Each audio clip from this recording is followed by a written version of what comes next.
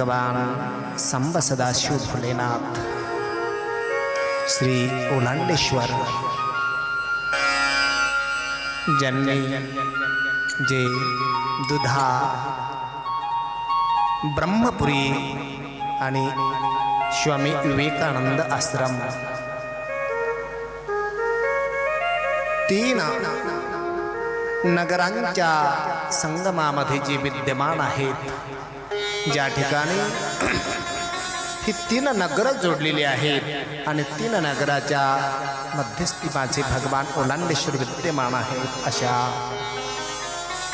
भगवान ओलांडेश्वरांच्या युगल चरणारविंदी माझा कोटी कोटी प्रणाम, कोटी कोटी प्रणाम। ज्ञान मंडपामध्ये